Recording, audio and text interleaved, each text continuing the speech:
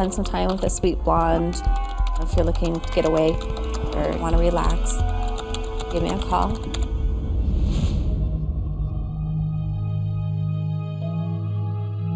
I got a call a little bit after midnight. He said, "How much is it?" I told him, $200 for the hour. He said, "Okay." Philip Markoff is a 23-year-old Boston University medical student. Tall, blonde, good-looking gentleman, looked nice. He's by all accounts what we would consider a good citizen. I just said, "Hi, how are you?" And he said, "Good." I said, "All right, come on," and motioned him to follow me into the room. He has no criminal record. He has a fiance. He seems to be an ambitious, intelligent man who had a future ahead of him. I shut the door, I turned around and I locked it.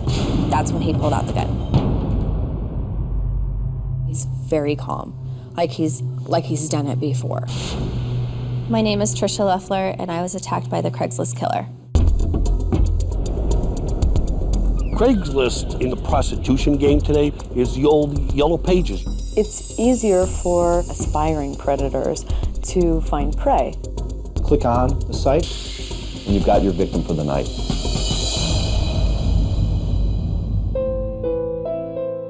Jalissa was 25 when she died. She was young and she was beautiful. But unfortunately, I think she went down a very troubled path. Her services are advertised as massages of a more sexual nature. Jalissa was a fighter. She wouldn't let anybody rob her or take her money. She fought back. Her killer, who police have identified as Philip Markoff, smashed her over the head with a gun and then shot her 3 times, striking her in the heart. Boston police say the Craigslist killer is a 22-year-old pre-med student at Boston University. I discovered that Philip Markoff did have a secret life, a side of him that his family and friends had no idea existed. He was participating in these sexual websites. He posted photos of his naked torso. It revealed a whole new layer to the story. This wasn't simply a robbery gone wrong anymore. He basically said he was looking for sex with pretty much anybody. It gave him a feeling of thrill that we can't imagine. And then it was like the roller coaster had left the chute. He had no choice but to just keep going with the ride. I think Philip Markoff gave in to his demons. He completely gave in to his dark side. 7 days of rage, the Craigslist Killer, tonight's 48 Hours mystery.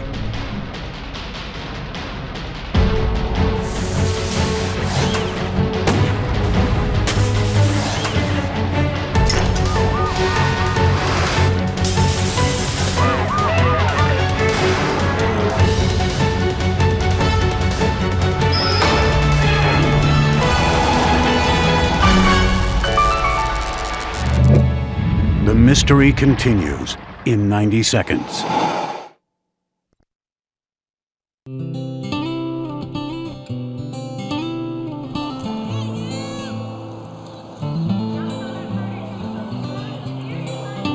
In the spring of 2009, Boston was a city at peace.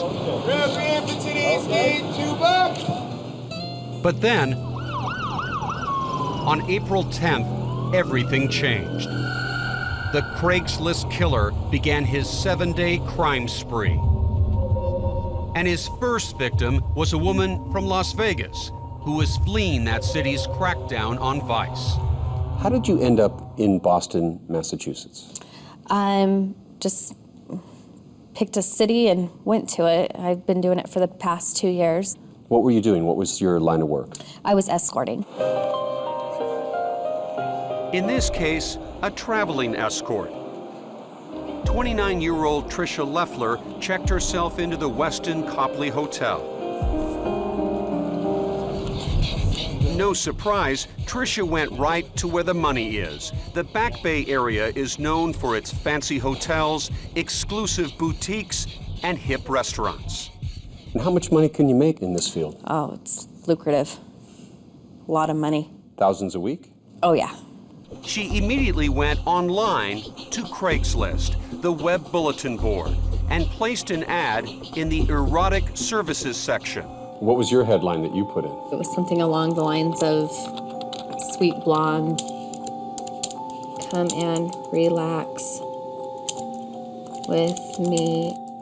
How long before you start getting phone calls? Right away. Right away. Mm-hmm. This is so easy, isn't it? Very easy. What Craigslist does is basically provide services. And these prostitutes have been providing services for years. And if it's not the Yellow Pages, it's going to be Craigslist. They find a means to advertise their services. Joe Mora, a Boston-based private investigator and 48 Hours consultant, says that by acting as her own boss, Tricia was increasing her risk. There's a street prostitute, she's going to have a pimp down the street or across the street or on the corner is protecting her. Somebody using Craigslist, you know, getting a fancy hotel in Boston, she's on her own. But that April night, when Tricia saw the man who answered her ad, she felt perfectly safe. He looked nice, he looked young, good looking, obviously. But once the door was closed, this good-looking young man pulled out a very dangerous-looking gun. I backed up a little bit. He just said, you know, if you do everything you're asked, no harm's gonna come to you. And he said, lay down, put your hands behind your back. And then when he started to walk towards me, he put the gun back in his pocket. The man put on some black leather gloves and took out some plastic zip ties like these. He knelt down with one knee in between my legs and took my wrist and put the tie around one of them first, and then he tied the other one. What are you thinking as he's doing that, essentially putting handcuffs on you? I'm thinking, like, what does he want? I'm shaking. I'm scared. It dawned on me later that he could have very well killed me. I had about $800 in cash. He grabbed that, put that in his pocket. As he took her credit and debit cards, he made no attempt to disguise his face. But he was intent on getting his phone number off her cell phone. Was he wearing his gloves when he did that? No. Well, how dumb is that? Dumb. Dumb, and as it turned out, he was more than a little weird. He picked up a pair of my underwear that were on the floor and put them in his pocket. What'd you think to yourself? If he would have looked at my face, it would have been like, what the hell are you doing? At that point, the gunman began walking around the hotel room looking for something. And he said, come here. And I went into the bathroom and he basically tied me to the doorknob. I got really scared. He took a knife out of his pocket and cut the phone lines. He came back over to me and taped my mouth. He put 3 pieces of tape over my mouth. Tricia noticed that he had yet to put the gloves back on, meaning that his fingerprints were all over that tape. After he leaves, what do you do? Within 20 to 30 seconds, I was out of my ties. Are you worried he's on the other side of the door still? Yes, I'm worried he's listening through the door. I look out the peephole, there's nothing, there's nobody out there. I opened the door very slowly, stuck my head out, looked both ways, nobody was in the hallway. I crept down the hall to see if he was maybe standing by the elevator. Nobody by the elevator. I'm still shaking, I'm still nervous.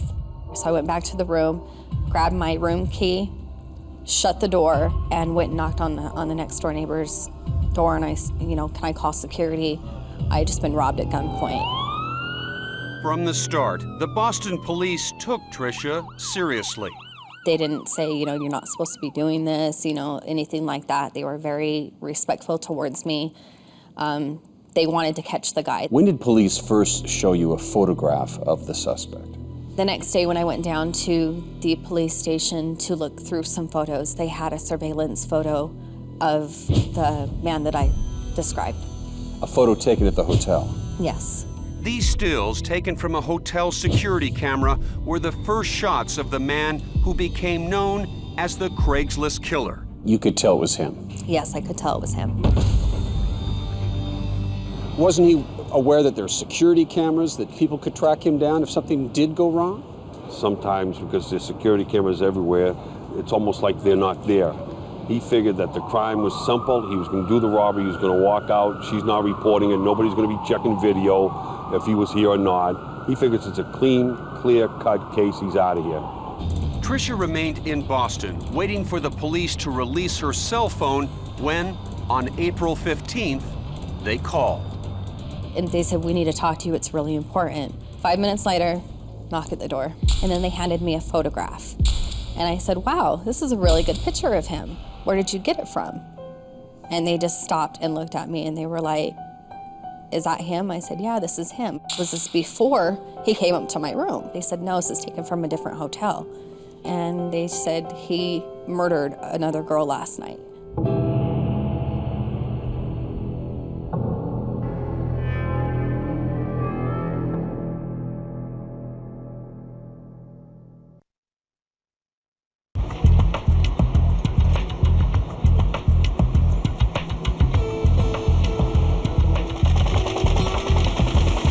I've been working at the Boston Globe for 5 years. I've been doing this beat specifically for about 2 years. Reporter Maria Kramer covers the crime and police beat. She is also a 48 Hours consultant. You have some good contacts? In the police department? I probably shouldn't say that. I get by. In the spring of 2009, Maria found herself at the center of a white-hot story. I got a call from my editor on April 15th telling me that there was a report of a woman shot at the Copley Marriott in Boston. The dead woman was 25-year-old Julissa Brisman, an aspiring model from New York City. I knew immediately it was going to be a big story, and as more information began coming down the pike, it was just getting bigger and bigger. That's because the police had connected Julissa's murder to the robbery of Tricia Leffler just days before. Both women had advertised in the erotic services section of Craigslist, had been restrained with plastic ties, and, once again, stills from the Marriott showed this tall, blonde, preppy-looking man leaving the scene of the crime. What frightened a lot of people is these pictures of a person that doesn't seem to have a care in the world. The attacks could not have come at a worse time for Boston. What we had going on here was the Boston Marathon. You know, people start coming to town 2-3 weeks ahead of that. Private investigator Joe Mora. Because it connected to Craigslist, everybody's imagination went wild. It basically created a frenzy, not only from the media, but from the police, because you had the possibility of a serial criminal here. The media labeled him the Craigslist Killer. The case really began to take on a life of its own. And now, all eyes were focused on the 20th floor hotel room of Julissa Brisman. What do police believe happened in that room? Police believe that the attacker immediately pulled a gun on her. He got at least one plastic tie on her wrist. At that point, she fought back. 48 Hours producer Paul LaRosa, along with Maria Kramer, has written a new book about the case called 7 Days of Rage. It is published by Simon & Schuster, a division of CBS. Her killer shot her right at the front of her room. When he opened the door to flee, she fell outside the room. Julissa was not armed. This guy is a big man. You see the security video, more than 6 feet tall, more than 200 pounds. Why'd he kill her? The cop said he didn't have to kill her. I mean, once you hit somebody in the head with a gun butt, they go down. A guest from New York City was staying in a room just down the hall from Julissa. This witness, who we'll call Jill, told LaRosa what she saw and heard. Jill was in her room reading a mystery novel, and all of a sudden, she starts hearing like a commotion down the hall. And eventually, she poked her head out the door, and what she saw down the hall was a woman who was half in and half out of the doorway. She wasn't moving. Jill decided at that point she was going to call security. The guard bent over, started moving the hair away from the woman on the floor, and he saw a lot of blood. And once he saw the blood, the guard said, "Get in your room," he said to Jill. She stayed in the hallway and watched to see what was happening. And he immediately, started talking into his walkie-talkie. He said, "This is an emergency. We need paramedics." Less than an hour later, Julissa Brisman, only a week away from her 26th birthday, was pronounced dead at Boston Medical Center. Later that night, cops called her mother Carmen in New York City. And Carmen called Mark Pines, a photographer who was helping Julissa in her career, and also was a family friend. She just told me that Julissa died. You can't go back from a statement like that. It's definitive. And we just started crying. More than words, we needed to share feelings at that point. The details, I didn't care about the details at that point. My heart was so broken that all I could do was cry. For her family and Julissa's many friends, her murder was a tragic end to a life just beginning to turn around. What we know about Julissa before this was that she was a party girl. She was living the high life in New York. I mean, she was a young, beautiful girl in New York City, and she took full advantage of her youth and her beauty to live it up. But at the time of her death, Julissa had stopped drinking and had radically changed her appearance. Her friend, Mark Pines, says she was happy. She would smile with her whole face. She'd smile with her mouth and her eyebrows at the same time, and she had eyes that were like just this amazingly positive, optimistic thing in her eyes. Action! Pines featured Julissa in this video about cell phones. Good, try calling me. You're not gonna reach me. He also wrote a song about her. Julissa, oh Julissa. Julissa was trying to get her modeling and acting career going, but in the meantime, there were bills to be paid. So she began to offer what's known in the trade as sensual or erotic massages. Was Julissa a prostitute? No, not from what I'm told. She was disgusted by it. That said, she was definitely operating in a world that could become dangerous. With 2 victims plucked off Craigslist, one dead and one terrorized, critics blasted the site as a virtual bordello filled with all too real prostitutes. Sex and crime were always around even before the internet, but the internet makes it just so much easier. The Craigslist killer knew that all too well. Just 2 days after Julissa's murder, he dipped into Craigslist yet again to find his next victim.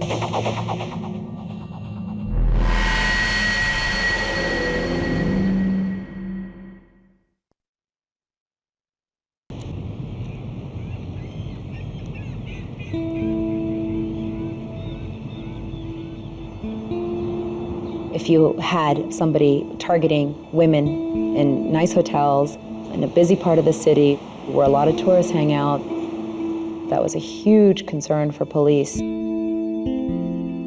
In Boston, the police kept watch on the city's downtown core, determined to find the killer who was choosing his victims off Craigslist. Then, just 2 days after Julissa Brisman's murder, the Craigslist killer found a new target 60 miles from Boston at a Holiday Inn in Warwick, Rhode Island.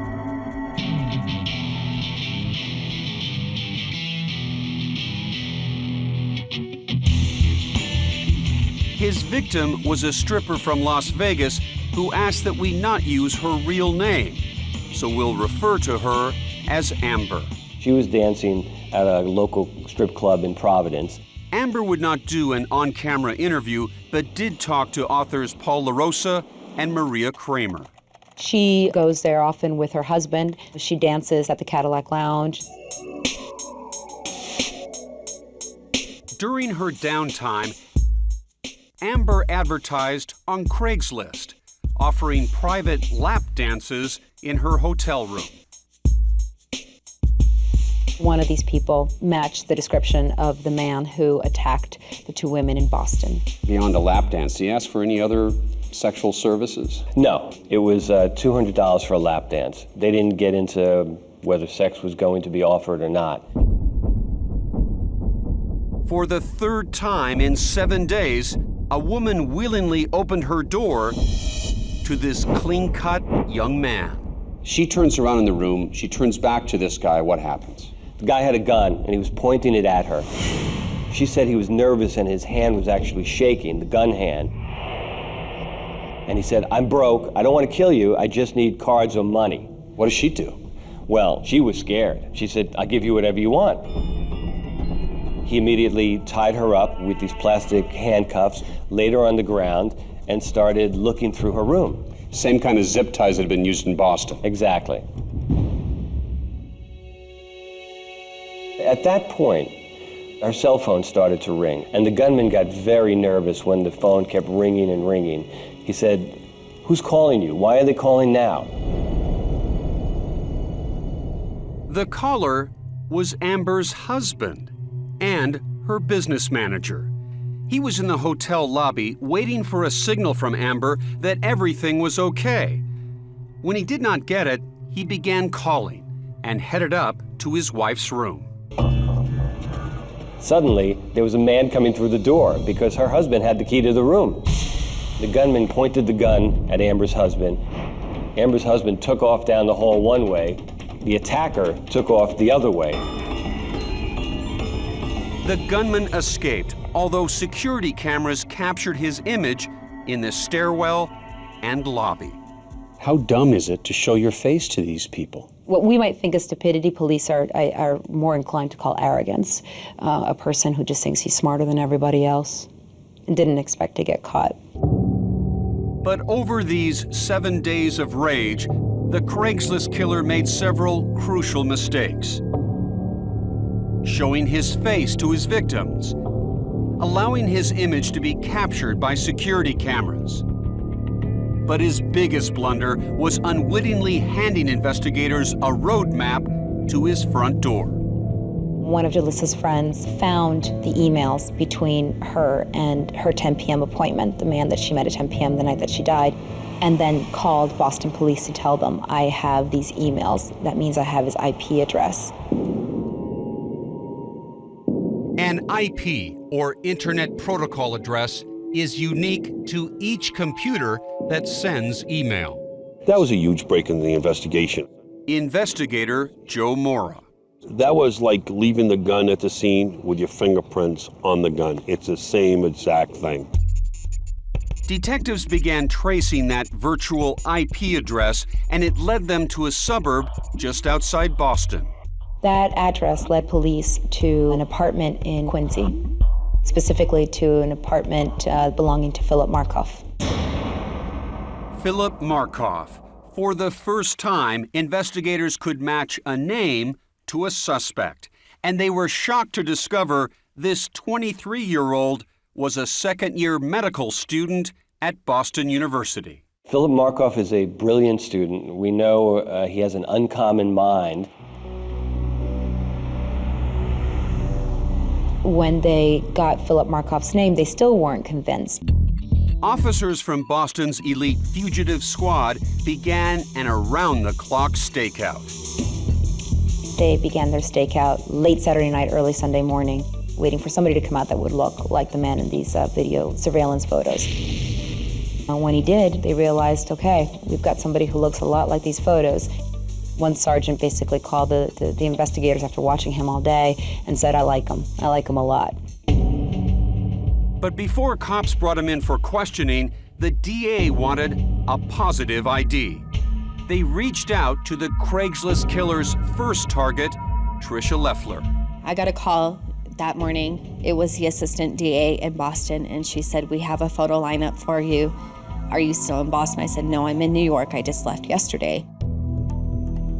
It was now 1 week after Jalissa's murder, and the methodical Craigslist investigation suddenly turned frantic. Markoff, along with his fiancée, Megan McAllister, was on the move. They come out carrying a small suitcase and an over-the-shoulder knapsack, get into the car, and start heading down Route 95 South. The couple was heading to Foxwoods Casino in Connecticut. The race was on. Boston authorities were intent on making sure Markoff did not set foot over the state line. Once that car crosses the state line, They're out of their jurisdiction, so they were going to have to make a quick decision. The Boston DA rushed a New York detective over to Trisha's Manhattan hotel room with a photo array that included Markoff. I went through them one by one. When I hit number 5, I just started shaking. And I said, this is him. Boston police very excitedly got on the phone with the fugitive unit and said, get him. Back on I-95, the police cars surrounded Markoff. They pulled him over. They said, we have a warrant for this automobile. We need to take it back to Boston. You need to come with us. The police immediately informed him that he was under arrest for kidnapping, armed robbery, and murder. When Megan was told the news of Philip's arrest, she broke down and cried. Detectives saw no reason to hold her, and she was allowed to fly to her parents' home in New Jersey, while Markoff went off to jail. As soon as they told me they had him in custody, I just started crying. I was very, very happy. It was like a weight had been lifted off my chest to know that he had finally been caught and he can't hurt anybody else. But with Philip Markoff in custody, the questions were only just beginning. When we come back, correspondent Richard Schlesinger investigates the two sides of Philip Markoff.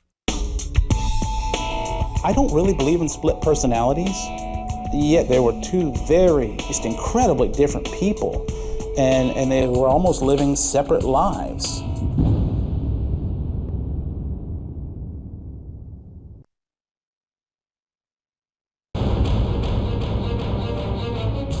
We will do everything we can to hold him accountable for these terrible crimes. There were plenty of reasons for people to be shocked when Philip Markoff was arrested. He sure didn't look the part.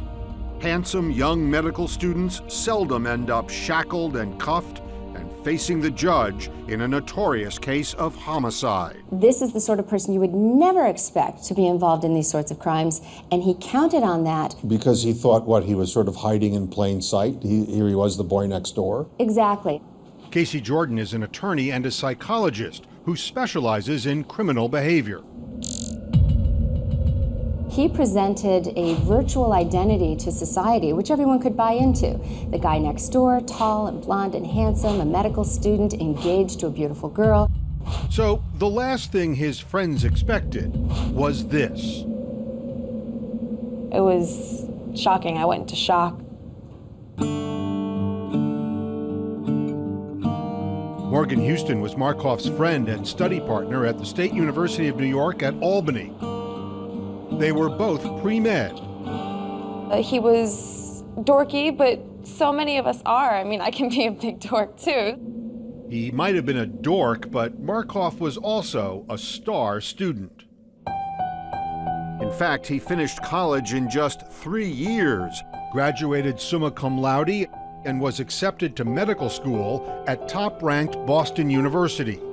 By 2009, Markoff was a second-year med student and was planning a wedding to Megan McAllister, his college girlfriend. It was supposed to be a lavish sunset ceremony at this beach resort in New Jersey.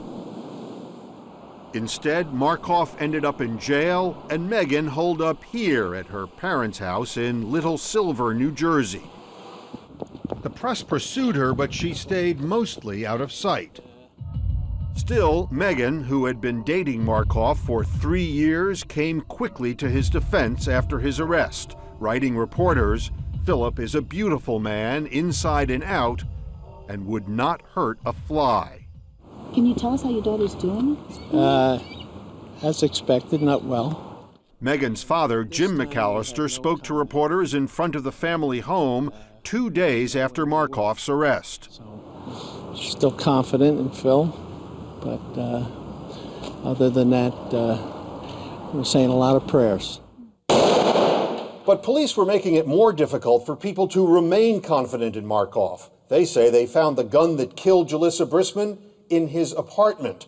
It was like something out of a corny detective novel. The gun, similar to this one, was found hidden inside a hollowed-out book. It was, of all things, a copy of Gray's Anatomy, like this one, the basic reference book for all doctors and medical students. They found the gun in a book, and if they show that that gun was the gun that was involved in the shooting, you got a case closed situation. See you later, he's gone. And that wasn't all the police found. Remember Tricia Leffler's stolen underwear?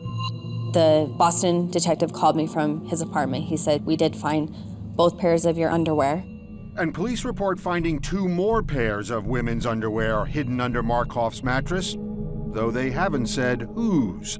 But if Markoff was keeping underwear from his victims as trophies, it was beginning to look like these were more than just simple robberies gone wrong. It wasn't just about the money. It was, if I'm going to get the money, how can I get it and fulfill this personal need for thrill? Jordan thinks Markoff gets his thrills from a frightening mixture of power, sex, and control. And one night back in college, after more than a few drinks, Morgan Houston may have caught a glimpse of Philip Markoff's thrill-seeking. Going up into the tower where I lived, he cornered me and pushed me up against the wall and was trying to kiss me.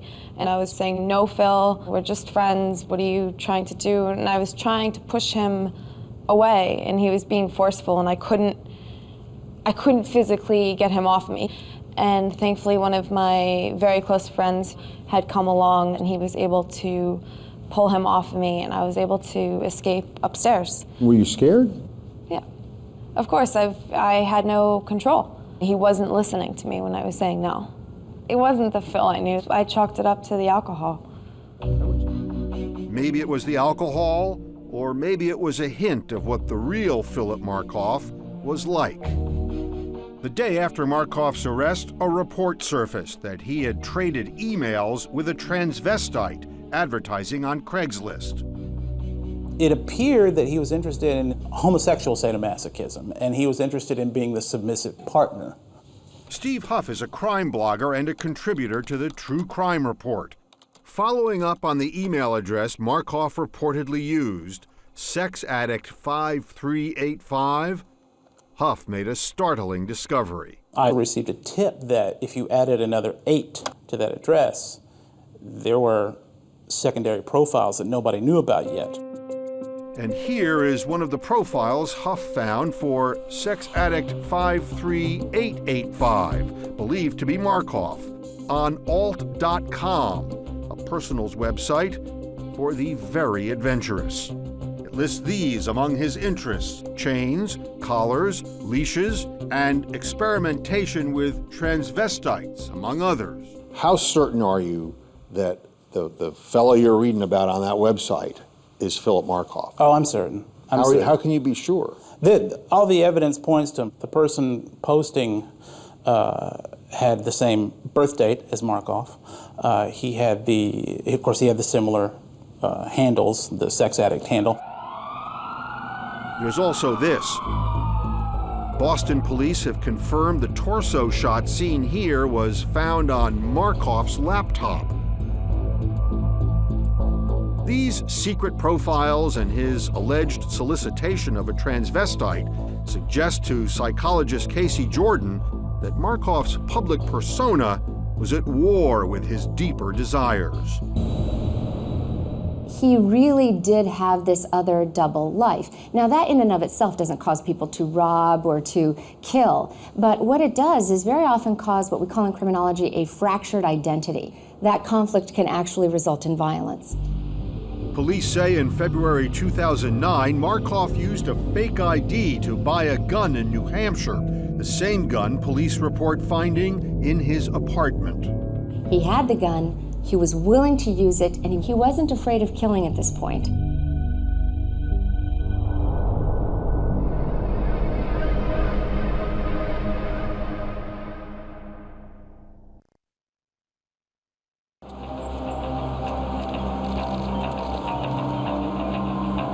With Philip Markoff behind bars, there is a possibility that Philip Markoff has done this before. District Attorney Dan Conley made a public plea to other possible victims. If you have been a victim, like these victims have been, please come forward. And for the first time since Markoff's arrest, just a short time ago, Philip Markoff's parents left. His father, Dr. Richard Markoff, and his mother, Susan Haynes, visited him in jail. Do you still believe in your son's innocence? Markoff's older brother also visited him. His brother John and his wife Deanna. And soon after, reports began to circulate that a distraught Markoff told his brother to forget about it and move to California because even more damning information would be revealed.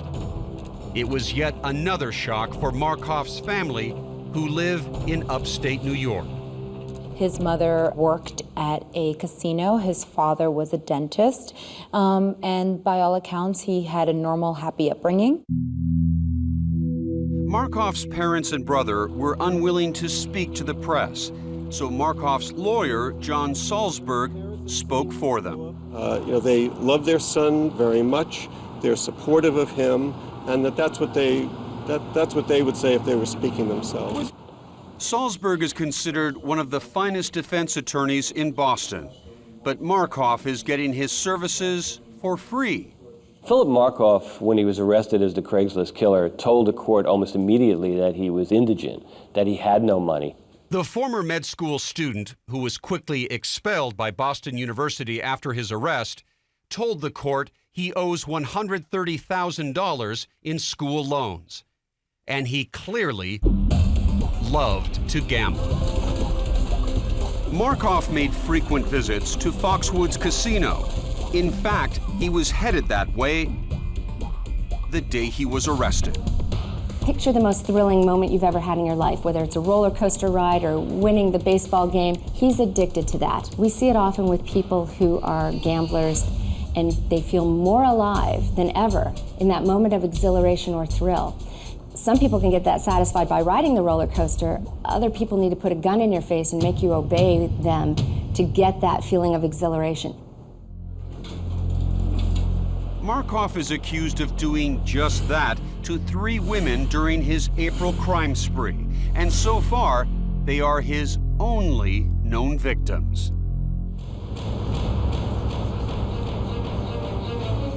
Last summer, a Boston grand jury indicted Markoff on first-degree murder for killing Julissa Brisman and the kidnapping and armed robbery of Tricia Leffler.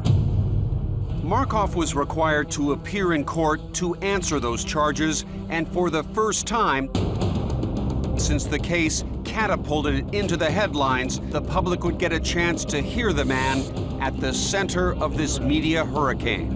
How do you plead to this indictment, sir? Not guilty. Not guilty. Markoff sounded confident in his innocence, but he and his lawyer are in a distinct minority. The police have incredibly strong evidence against Philip Markoff.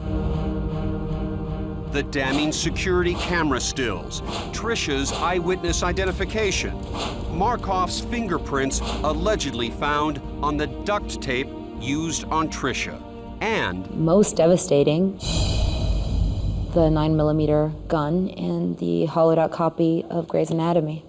Has a ballistics test been run on that weapon? Yes, a ballistics test has been run on the weapon and has shown that there is a match between the gun and the bullets that killed Julissa Brisman. But what about Markoff's fiancée, Megan McAllister, who lived with him inside that Quincy apartment? Is there any evidence that Megan knew anything of Philip's secret life? None. She knew nothing about his bizarre sex life? No, she didn't know any of this. Megan, do you have a comment? I know this must be a real hard time for you right now, Megan. Megan visited Markoff twice in jail and told him face-to-face that the wedding was off. Megan, will you ever see him again? Do you think you'll ever see him again? But despite everything, Megan does not rule out seeing Markoff again sometime in the future. So this young man who had everything, he threw it all away, and everyone wants to know why. It's hard to say why anybody does anything. Only in his heart of hearts does Philip Markoff know why he did what he did. I don't focus so much on Philip Markoff. I feel really sad for the people that he victimized.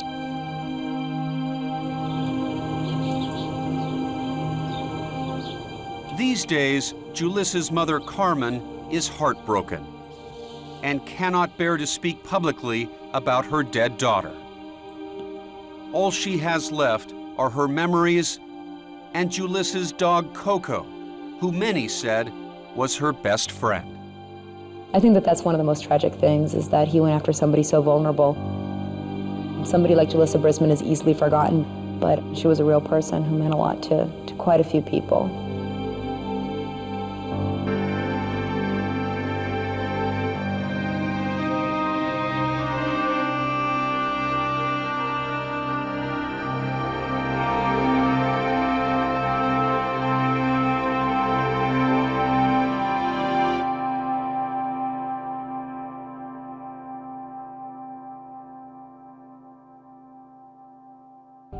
A special day and time next Friday. Imagine being 9 years old and learning that someone wanted to kill you, your dad, your brothers, and your mom. And that's what I found out when I was 9 years old. My father was a police officer. He left for work just like normal. He hadn't gone half a mile when he was shot with a shotgun. On that summer night, my childhood ended. I just knew that the people who shot my father were not going to stop until we were all dead. Friday at 8.